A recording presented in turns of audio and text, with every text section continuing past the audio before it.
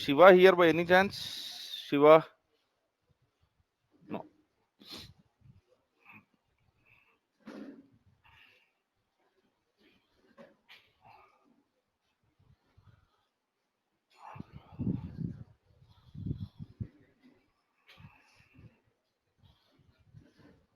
Okay.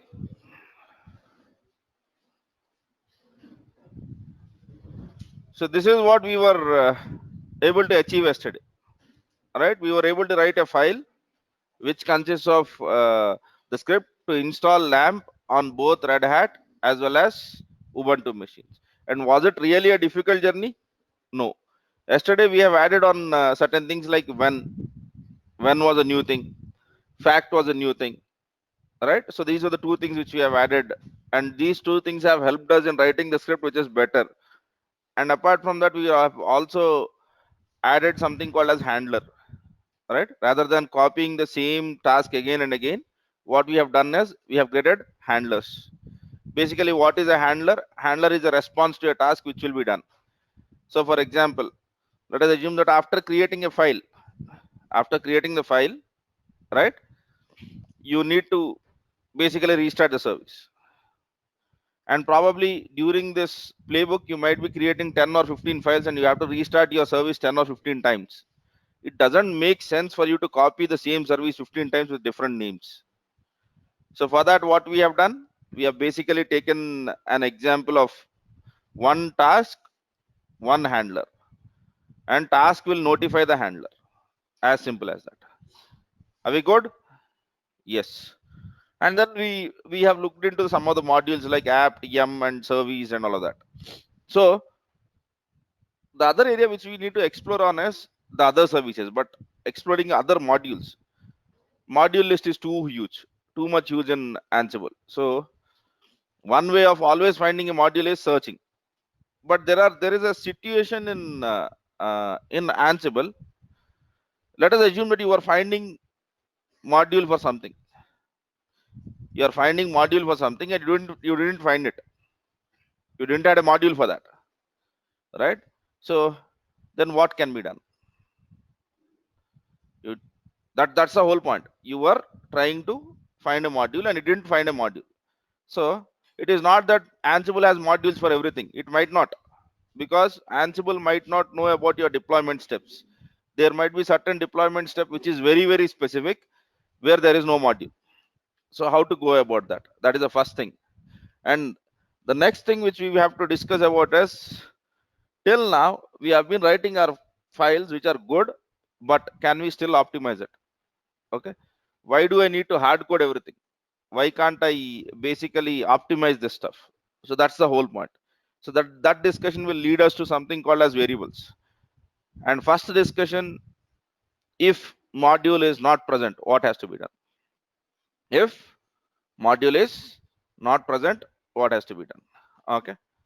So first question, module not found. In this case, what you can do? Okay.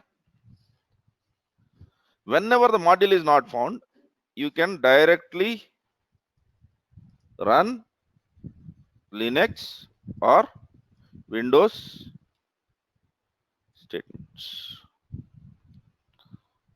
Simple. So for example, let us assume that you didn't find out a module for some of the Linux command like sudo apt show or something like that. There is no equivalent module for that.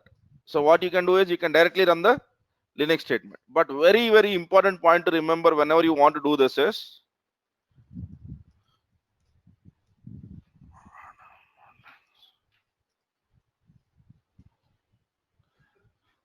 whenever you go with the plain modules, the plain modules idempotency is not guaranteed by Ansible. It is your responsibility as a developer to get the stuff worked. Yes, yeah, it is your responsibility. Ansible will not care about whether every time it will execute it. It will not do any kind of checking. So checking will become your responsibility. Checking will become your responsibility. Ansible will not check for it. Whenever you directly execute Linux or Windows statements, idempotency is lost, and guaranteeing idempotency is your responsibility. So basically what we would do is we would use certain modules, okay, for direct execution. Some of them are command, execute, and whatever the other modules are. But always remember, whenever you are writing these kind of modules where idempotency is not guaranteed, ensure that you use when statement, so that with your when statement you guarantee some sort of what? Idempotency. Let us assume that you are copying a file, right? So whether the file is present or not, that should be your when condition.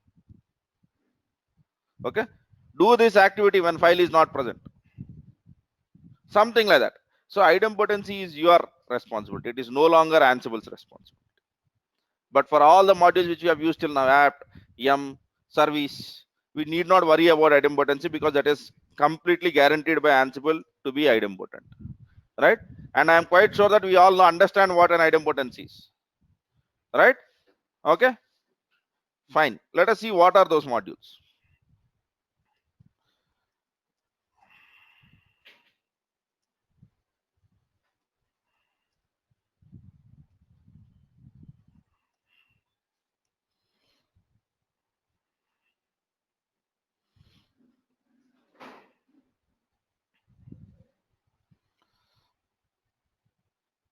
Okay,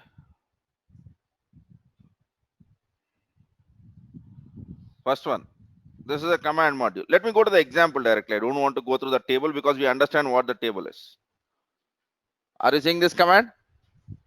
Forget about register. I have not spoken about register, but see what he is doing in the command. He is executing the basic straight away Linux statement, cat etc motd, all right, which is a plain Linux statement. Come back to the second command statement, user bin make database.sh, and is calling some Linux statements. So using this command module, you can basically call directly Linux statements. Now the third one, basically he says that he is just satisfying some of the arguments. He has created variables for arguments rather than passing arg1 and arg2. What it's trying to tell is my arg1 is sumdir and arg2 is part2 database or something like that, right? And command cat and then some expression. Don't worry about that expression, we have not spoken about Jinja 2 templates, so that is still an unknown area. But if you are seeing over there, is cat make database and one more cat, these are all plain Linux statements, yes or no, right? So even though there is no module, you can still switch back to this. You can still switch back to this approach.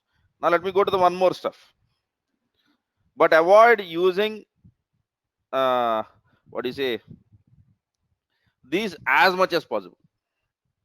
You should go to this command or script or raw or whatever you are seeing in this page as a last rescue. This should be your last hope. If nothing is possible, then you are doing this, right? Okay, so let me go over this.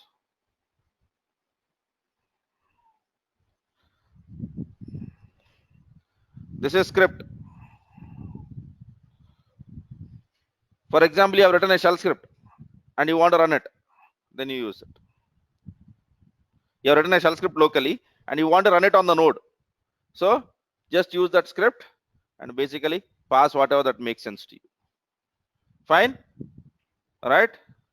And then shell, this is much like command but very specific to bin.sh, right? Command will execute the commands on the active prompt, but shell will always use bin/sh to execute the commands, but you will not see much of a difference. Okay, all of them can be used for executing raw Linux statements. Are we good? Yes, but will we use it regularly? No, this should be your last stuff. You are trying to do something which is not possible, all right? Then only you will go ahead and do it. So for example, let me just try to, if I write something like this, rather than writing a service, okay, like this, I can write, okay, let me write it in the task, because it is not, let me not write it as a handler. I can write something like name. I'll be removing it anyway. Restart service, and then I'll be using something called as command. And here if I write sudo service restart Apache 2, this will be executed every time. Whenever you run the script, this will be done. We are here, there is no check. Here it is not idempotent. Every time it would work. Right? So if every time executing this script is a problematic area, how to deal with this is your when statement. Okay, so probably you'll be writing some when statement. Only when some condition is not satisfied, then only try to do it. Otherwise, don't try to do it. That is, this becomes your responsibility. But till now, we have not got into this circle because it was never the case. Yes or no? Yeah. This is always the last rescue. Always. అన్ని నెతికారు, ఎక్కడ ఏమి దొరకలేదు, అప్పుడు దీనికి వెళ్తారు. So there is no other way to basically automate. Then you will go with command or script, right? I have seen many people who start Ansible and they directly use this stuff. My developers have already, my team already has a shell script, so let me use the script. So you are not automating, actually you are not taking the advantage of Ansible. That is a horrible thing, because I've seen people doing this. There was already a shell script which was written by their admins, right? Now they have taken Ansible and they do this. Sheer nonsense. As good as executing the shell script. So don't do that. You have been hired so that the scripts become idempotent. This is not idempotent. This again depends on the quality of the shell script. So for example, in shell script lo tappu rasanu, Ansible em correct cheyadu. If I write something wrong in shell script, Ansible will never correct it, because Ansible has nothing to do. The only thing which can do is it can run the shell script. Okay, whenever you are doing this, what will happen is a file will be copied onto your node, sh shell script. That's it. Sudo sh shell script. That's what it does. If you use with become, if you don't use with become, it is sh and then shell script. If there is anything wrong in shell script, it will still fail. Shell script is not idempotent. Ansible is also not idempotent. So you should not use it. This is the last rescue. This is the last rescue. For them, they are using Ansible and doing the same thing.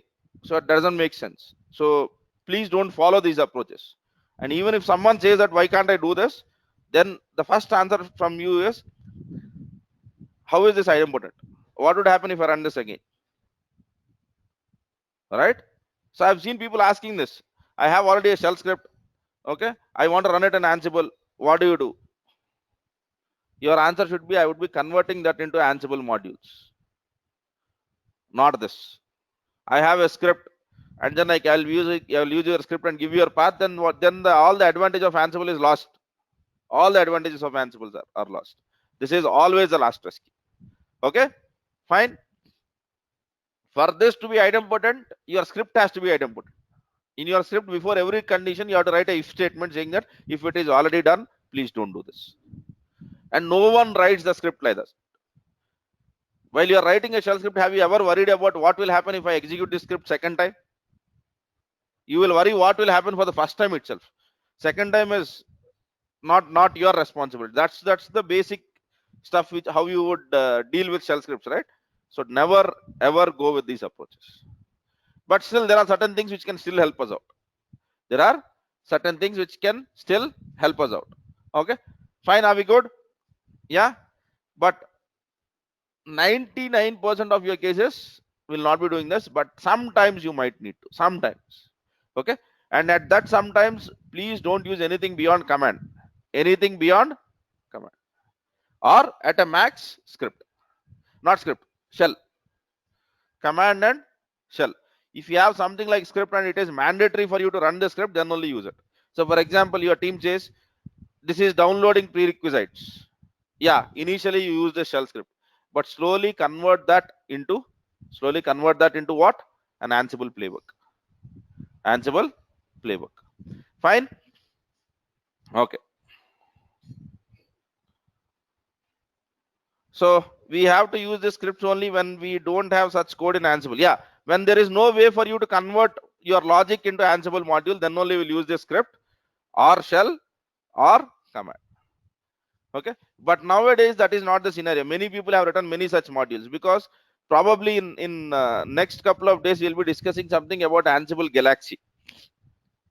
We'll be discussing about Ansible Galaxy. There most of the things are already done. The only thing which you should know is how to use it. So that will automate many things for you. So we will not be really into the situation generally, until unless you are doing very specific something like I want to automate something on DB2, IBM DB2. You will not find generally much of automation in IBM's or specific tools world. But if you are working on general tools like Apache stuff, WebSphere, Tomcat, general things which are generally part of your deployment pipeline, then you will not have much of a trouble, right? Okay. How do we know module is present or not? That depends on your Googling skills. Yeah, because you can't remember it. There is no way on earth that you would remember all of this. So for example, Ansible modules, go with this. How will you remember all of them? No way. Okay, you should have a decent at least control. For example, now what I want to do is, let us assume that I want to add packages to Ubuntu machine. Add packages to Ubuntu. I'm not installing packages, I'm adding packages. So for example, while installing Ansible, if you remember our Ansible installation, installing Ansible,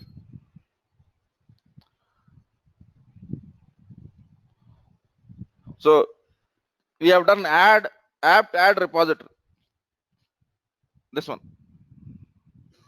So for this we know what has to be done, right? For this, yeah, same thing, package the apt. But what for this? All right, so let us see if there is something. Are you seeing anything called as apt repository? That is how you search it. There is no way, the other way. Okay, the only way how you will come to know is by searching or by googling. So for example, let us assume that you want to create a directory. Okay, create a directory in Ansible. We know that we will be using a module, but you don't know which module to be used. You can also do this, creating a directory in Ansible. We know that we have to use a file resource with the state as directory, but there will be loads of help. Go to any page.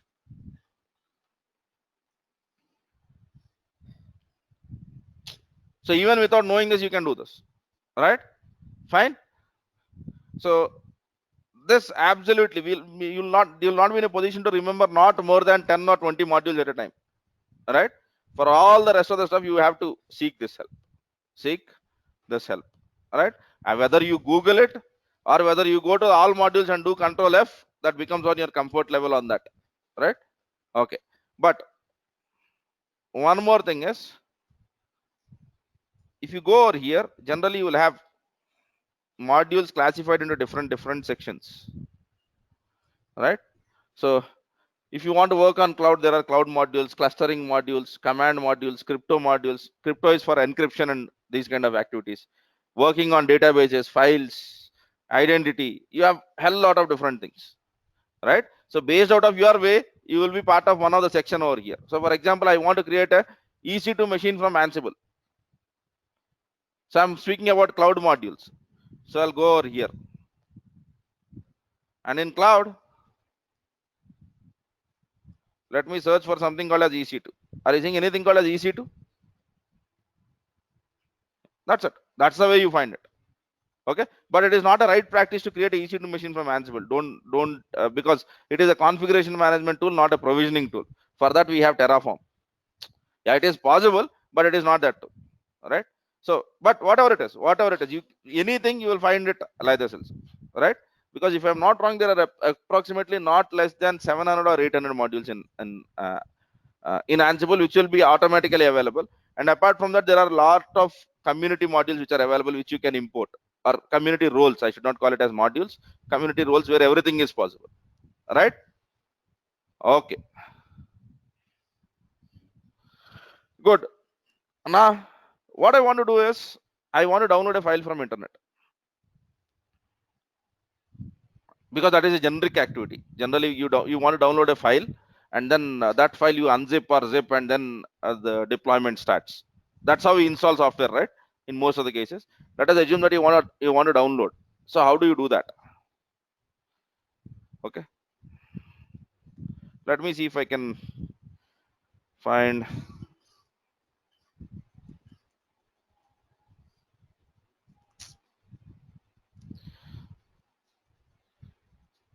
These are very commonly used stuff. Whatever I'm using in the class are most frequently used modules, which you use 90% of the time, right? So this get URL downloads the file from HTTP, HTTPS, FTP, or any stuff. So for example, your software is uploaded to the FTP server and you want to download it, get URL. It is in your office's deliverables folder, which is present on a website, HTTP. You have to download it from internet, same stuff, right? So you will basically go to this table and find out how it has to be used. I am always telling you, please don't skip this table. I am skipping this table because I don't want to waste the time reading it. Anything which you are seeing with the blue, what is this blue? What does it signify? Default value. Please have a read at this. All right. So you can also follow this. I go to examples directly to save time. That's it. Okay. Now if you see, he's downloading some file. He's downloading some file. Right. Now let us assume that I want to download some file and put it at some location. Right. Are you seeing destination? DEST. So download a file and put it over there. And apart from that, we also can change the mode of it. So who will have permissions and who will not have permissions? Who will have permissions and who will not have permissions for that? So what I would do is, we have LAMP stack everywhere, right? Yes. Okay.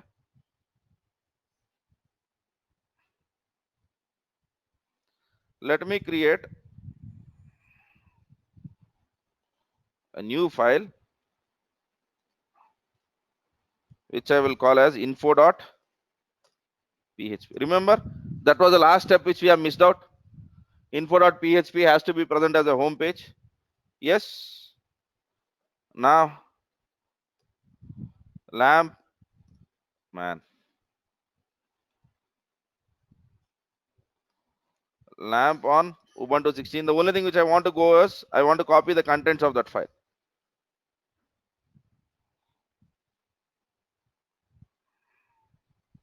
Yeah, this is the content, right? Let me copy this info.php.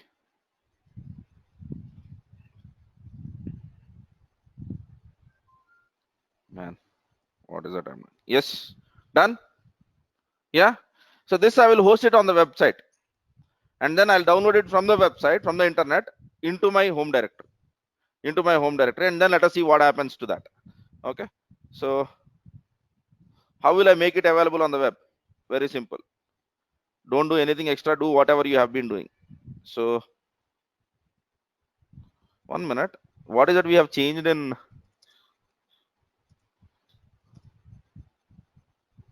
Okay. Okay.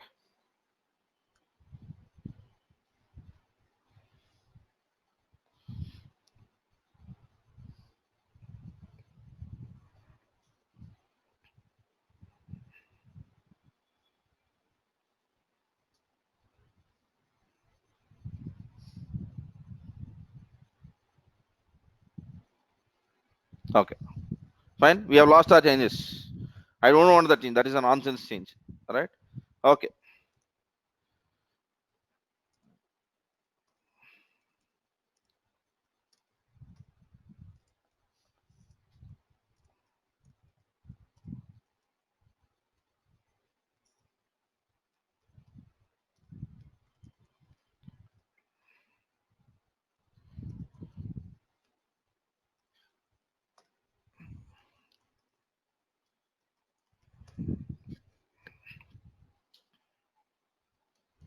Okay. Now let me go to the path. GitHub.com A square zone, Ansible zone, classroom examples. All right, basics, and this is the file, right?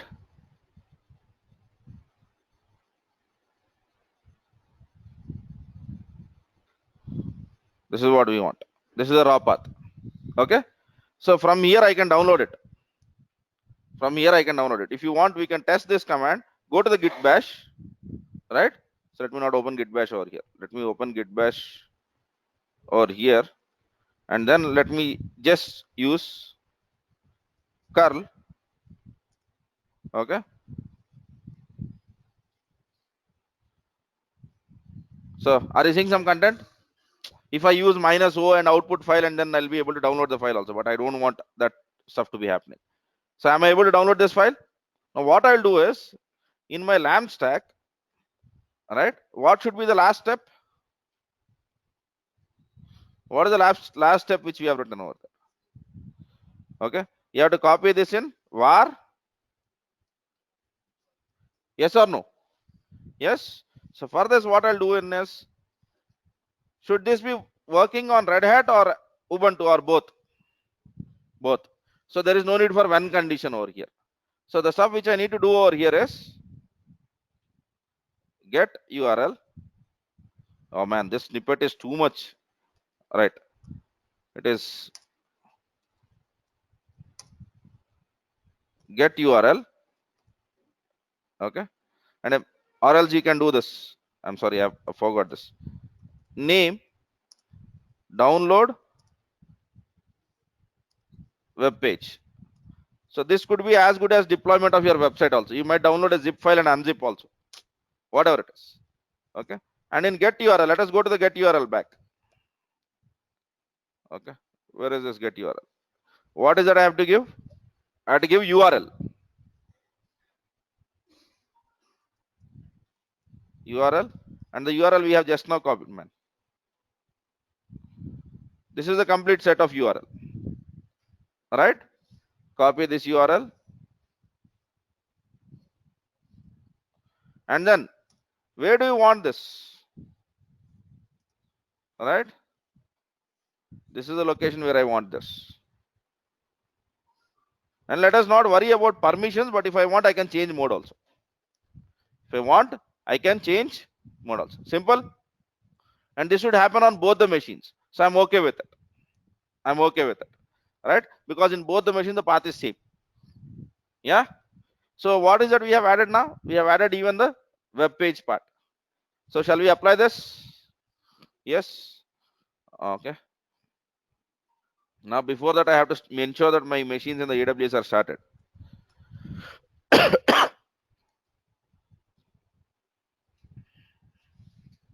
So there is some question. Let me see what it is. What is checksum? Where it is used? For example, if you want to download, generally where checksum is, whenever you download any content from the web, you want to cross check whether it is matching your needs or not. So did you download the right file or was it corrupted? So when downloading a file, especially when you are downloading like Ubuntu ISOs and all of that, they will give you some checksums.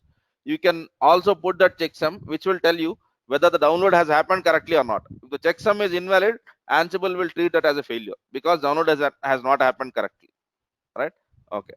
Or the download might have been corrupted, whatever it is. Right.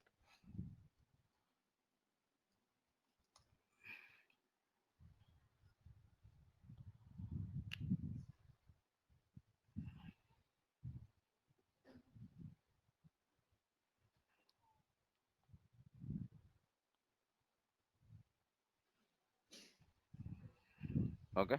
We need node 2, node 1, and Ansible control server.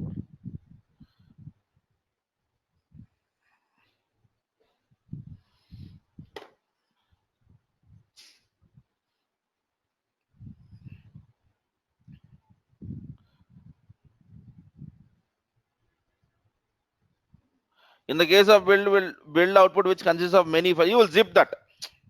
If you have many files, what is the alternative which we will follow? We will zip that. We will upload it. Here we will download it, and here you will unzip. And in the modules, there is already a module for unzipping. There is already a module for unzipping. Just search with zip in the all modules. You will find stuff, right? Okay. How to create a parameter file instead of keeping static values. Ravi, I said that is my next topic. All right. Please be patient. And anni okay roju satisfy cheyalenu. All right. I have to take time to go there.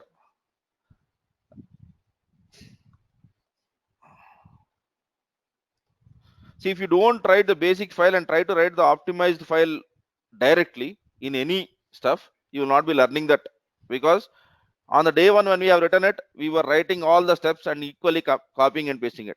Now we think one step above it. Next we will go and think of how do I make it far more better.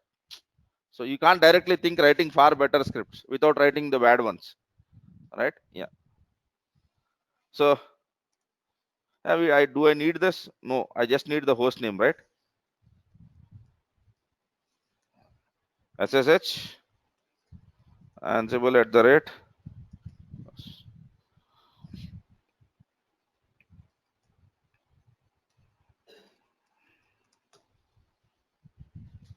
Okay. Now cd test, and let me write. We have been using better lamp yesterday, right? So vi better lamp dot yaml. Let me go over here and copy all of this content into here. Done. The only thing which we have added right now is the download of the stuff. And now, yeah man, we have missed one more thing.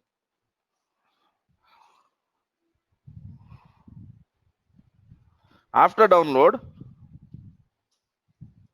you have also to notify. You need to tell to restart the services, right? Generally when you copy the packages. But now how will you solve this? If it is Ubuntu, you have to restart Apache 2. If it is Red Hat, you have to restart HTTPD. Now, how will you do this? Don't worry about all of this. Yesterday, if you remember, we have used when condition in our handler already. So you can blindly say that notify both. Notify, restart Apache, and restart HTTP. On the Ubuntu machine, restart HTTP will be skipped, and on the Red Hat machine, restart Apache 2 will be skipped.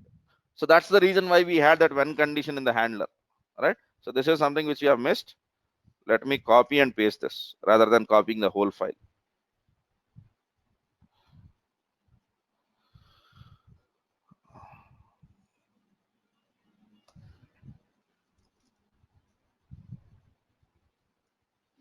Yeah.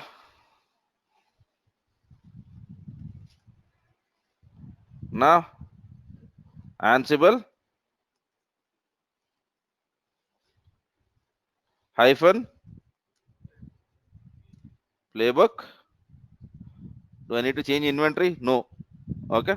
And then better. Yeah. And what is the host entries over here? All. Let it be. Let us see what happens. So it would run on 3 machines basically.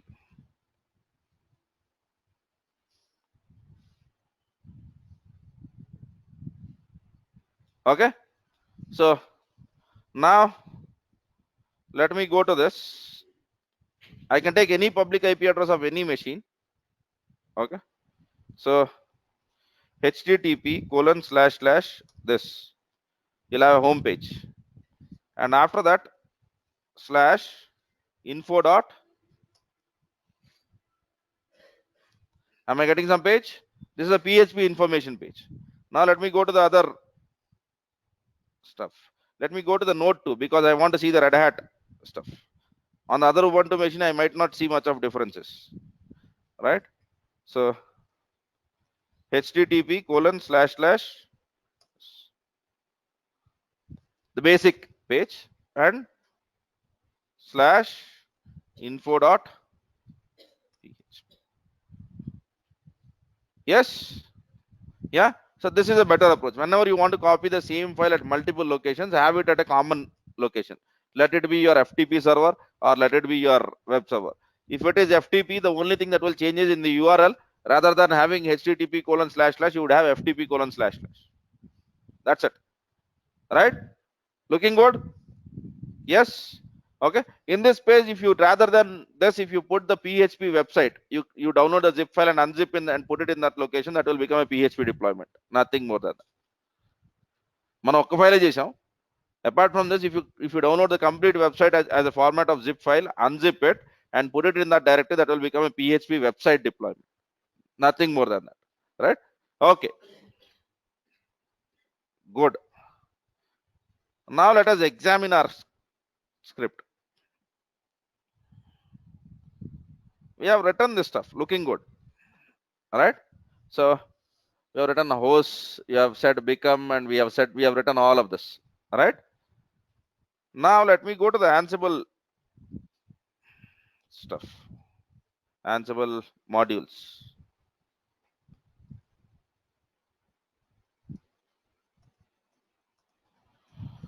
One minute, guys. These things take time. There is an Ansible module which is called as package. When you use package, what happens is, if it is a Red Hat machine, the package will behave as if it is yum. If it is a Ubuntu machine, it will behave as if it is apt. So is it not a better thing to use rather than going with multiple different things? So shall I write one more file with this? Yeah, I'm doing the same activity, but let us see. Over here, nothing but I'm using the same content because I'm quite sure that you know the steps. All right. So new file. This I'll be calling it as better hyphen lamp dot yml. Simple. Right. First part, we don't have any trouble. So till here you can blindly copy paste. Okay. Let me close this as well as this. Not interested. Okay. And now in the task, what is the first task which is written over here? It is updating the packages and okay. But what is the problem now? Now task name install Apache or Apache server. Now I don't want to use a specific apt or any other thing. So I want to use something like, what is the module which you are seeing over here? Package. Now, if you go to the examples, you use package ntp date and then you put state as present. What would happen if you run it on a Ubuntu machine is apt get install ntp date. If you run it on a Red Hat machine, it will convert into yum install ntp date, right? Which is good. Now, package name and then present. State, sorry. State. Here we have a challenge. If the package name was same for Red Hat and Ubuntu, this would have been the best thing. But the problem is, for Red Hat machines, the package name is HTTPD. For Ubuntu machines, the package name is, that is a troublesome area now. So how do I get the value which I want? How do I get the value which I want? All right. So that is the first challenge. But this can oversimplify, right? Because you don't need to copy this install 2 times and then don't need to get into this when Ansible underscore OS underscore family, and you don't need to get into all of these headaches, right? So that is the first thing. And now, after you install it, then you have to, what is the other thing which you are doing generally? Handlers. And then you write a handler name Okay, restart Apache, and then service. And here also you have written the same thing twice. If you look at your handlers, your handler is no different. The only difference is the service name in one case was Apache 2 and the service name in the other case was. So I'll not write the name, but let us see the solution of it. Okay, service name and then state restart. Okay, now after this we had installed PHP modules, right? Yes or no? So here it is, now it is single notify, which is good, which looks good.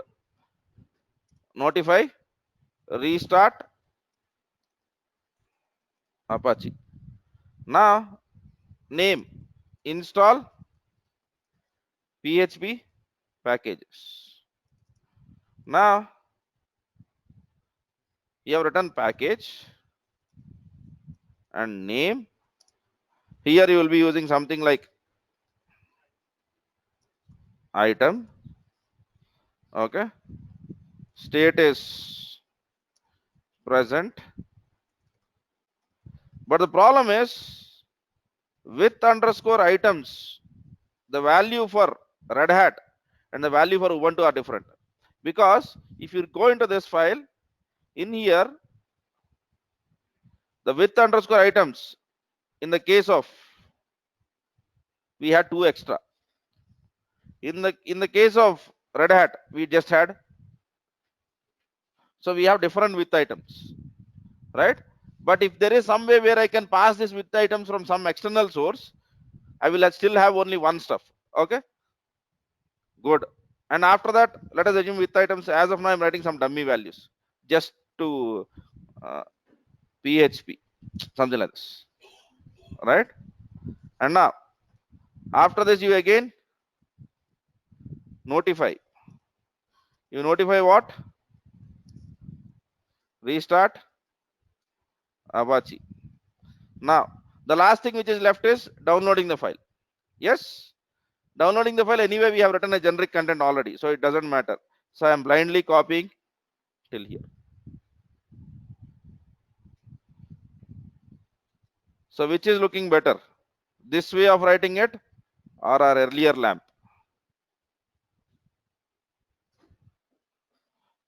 Same things will be achieved, but here we have two complexities to be solved. How do I pass? How do I pass package names from some external source? How do I pass package names from external source rather than directly putting them in this file? Right? So if there is a way, when it is when it is running on particular machine, the package name becomes HTTPD.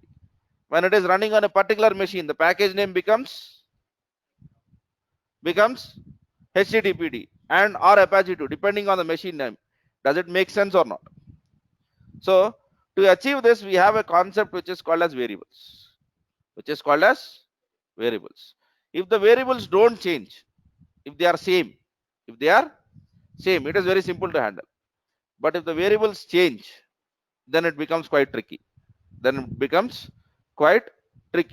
Now let us see how to solve this problem.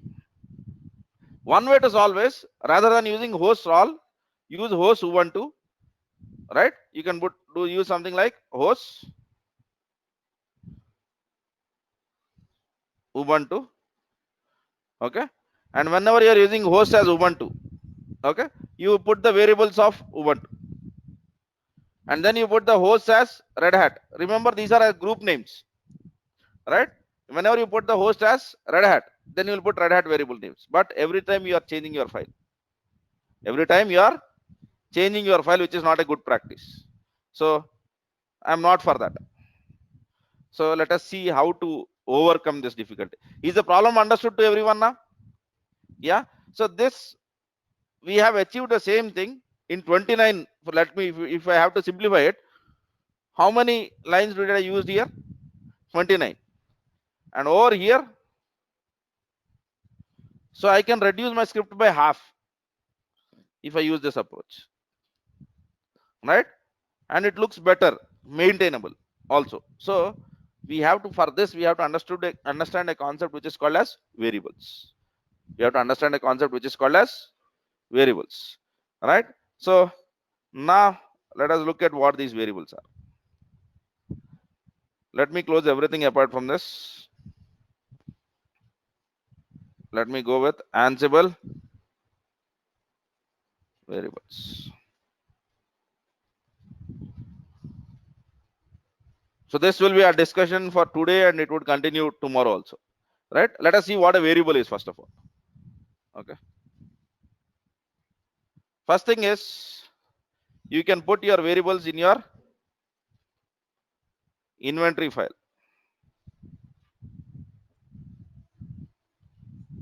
You can put variables in your inventory file. This is the point where you were telling about Ansible underscore user. But for that, you have to go again and use something called as become underscore user and use this value over there. Don't directly set Ansible underscore user, but put some value and use the variable name in become underscore user. That's how you change it, right? I'll show you offline that. That's right. Okay. So, but are you seeing this? What is this? Do you remember this file? Yes. Now compare this with what you are seeing over there. Our group name was Ubuntu and his group name is Atlanta. In that he has an entry which is called as host1. And then he is defining two variables, HTTP underscore port, and the value which he is passing is 80. And then max request per child, he is passing 808. Now when he comes to host2, for the same variables he is having a different values. Will this help for us in any way? Will this help? Yes or no? Yes. So for example, if you have 10 hosts and for every host you have different set of values, then you can go with this approach. So what I can safely do is, I can do something like, for local host, right? Let me go with Red Hat, then I'll come back to this approach. So I can use something like pack underscore name is equal to HTTPD. Do you agree to this? I am creating a variable called as pack underscore name. The value of it is HTTPD. And pack underscore name's value for local host will become, and for here also it will become Apache 2. And now I'll go to this file, and rather than using this, I'll be using a variable name. Okay, I'll be using a variable name which is pack underscore 2. Let us see what is the syntax to use it. Okay, that is one way. And the other stuff which we need to do is the group variables. What are they? The group variables, right? Let us assume that it is not individual system which is changing the value, it is a group for which you have values, right? So I can also achieve the same thing by saying, okay, I'll write something like this: Ubuntu colon vars variables of Ubuntu, and here I'll be writing it as pack underscore name will be Apache 2, right?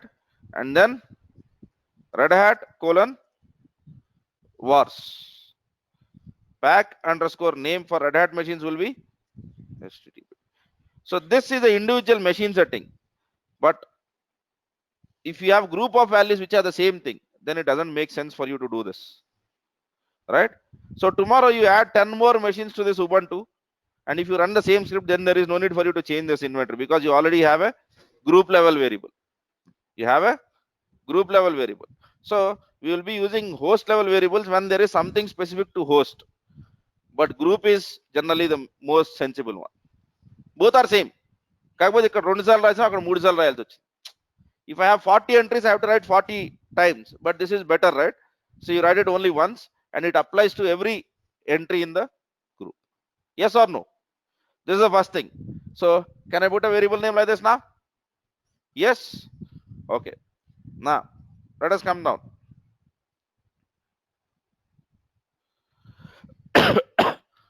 Are you seeing this now?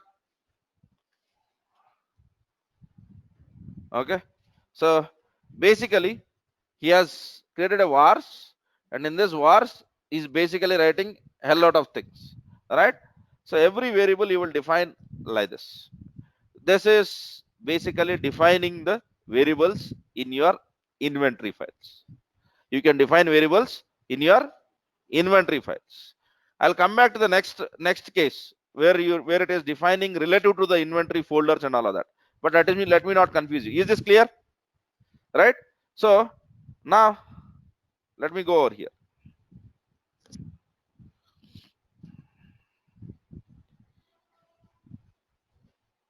I want to show you the playbook. Man, I'll discuss about all of this, but I want to show you the playbook first before all of this. Uh, uh, uh, uh.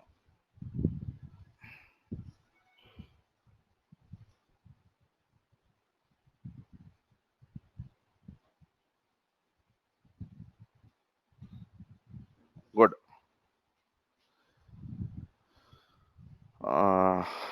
Man, let me search in my files because my files are far better than theirs. Let me look at them.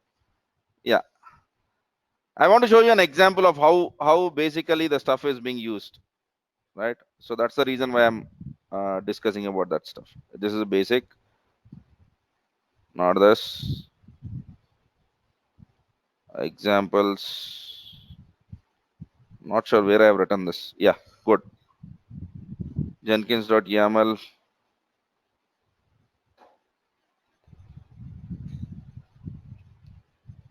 Are you seeing any variable notation over here? No, man. How can I miss this stuff? 1 minute, guys. Let me do one thing. Find in files.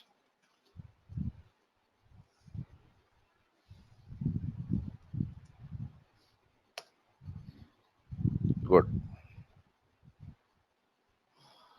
Okay. Are you seeing this? Web2.yaml. Okay. Now, this web2.yaml, where is it getting values from? Let me go to the inventory and hosts. Yes, Chapan. Sure. Yeah. Okay. Okay.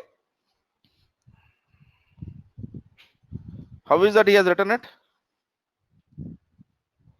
Have you seen this syntax somewhere closer to this? With items. Right? So now whenever you're writing better lamp, okay. So what is that you have done in your host file? You have created a variable called as pack underscore name. So what you will do over here is you will just put this and then you would say done. Now whenever you are running this, you would be running something like Ansible -playbook -i. You need to give your inventory file which has these values, and then you can run this. Whenever it is running on a group which is called as Red Hat, the value becomes what? HTTPD. Whenever it is running on Ubuntu machines, the value becomes Apache 2. Now,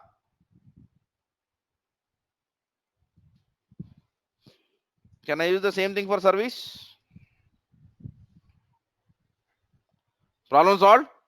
So we have solved one problem where the value was singular, right? So rather than passing this or copying this task again and again, now I have only one task, right? Now I have only one task. Is this looking better or yesterday's or the one which I was working earlier looking better? Yeah, this might add some complexity, right? Things become simpler when they are complicated, right? Especially when you are reducing and when you are optimizing, we need to know more concepts. Now, what is that we have done? We have identified that the package name was changing. We have identified that package name was changing when with respect to two different files. So, whatever is changing, I have removed from this YAML. Whatever was changing, I have removed from this YAML. Package name was changing, so I have removed from this YAML and then I put it in hosts. Now you add one more Red Hat server, my script will still work. You had 10 more Ubuntu machines, my script will still work, because the thing that is changing is defined in the inventory file at the group level. At the group level. But if it is a specific machine setting, what will you do? You will create it as closer to your machine's entry. So closer to your machine entry is called as host var, and the thing which you are creating at the group level is called as group vars. But there is better way to handle this. There is better way to handle this. This is ruining your stuff. We don't want this. We want it to be furthermore better. But is it better than what we have read 15 minutes ago? Yes. Probably in the next 15 minutes or next 20 minutes, when we continue our work, we might be writing something which is better than this. Right? So the first stage is you hard code everything, and then in your script you just see what is changing. You see what is changing, and the changing part will become a variable. And the first place to put the variable is inventory file. Inventory file. Or you can put it in the playbook also, that I will show at the last. That is the least priority stuff. Whatever you are putting in the playbook is the least priority stuff. All right? Okay. Any doubts on this before I discuss any further step? Script will not know. Script will, you have grouped it, right? That's your headache now, because you have defined your groups and you are calling your groups and you have created group variables. Group variables, pardon me?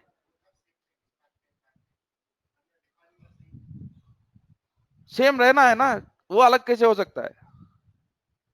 How they should be different? Your variable name should be same, value should be different, yes or no?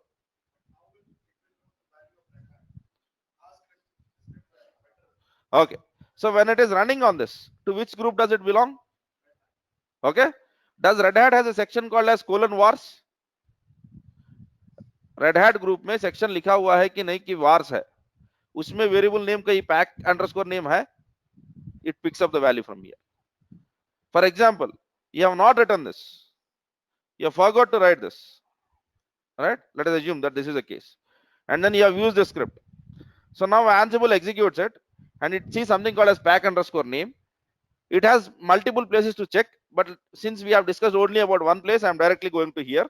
So it will go over here. Yeah, is there anything called as Red Hat :vars? No. Then it would check. Okay, is it a host level variable? No, host level variable is also not defined, so it will fail. It will fail. Or else you can also do this. If you have defined something like this, pack_name is equal to httpd. Now what happens is, in the group level it has not found it, then it would ask whether there is any variable in the host level. Yes, host level has a variable which has a value called as httpd. So whatever is written over here will be replaced by the value which you are putting out over there. Right? So this is a placeholder. The value of it might be different. It is like a key value pair. You are having a key which is called as pack name, and the value of it might differ from host to host, group to group, or whatever that makes sense to you. Fine? Is it clear, or do we still have doubt on this? So now what Ansible does is, Ansible tries to process this file, and then suddenly it sees a variable. Okay?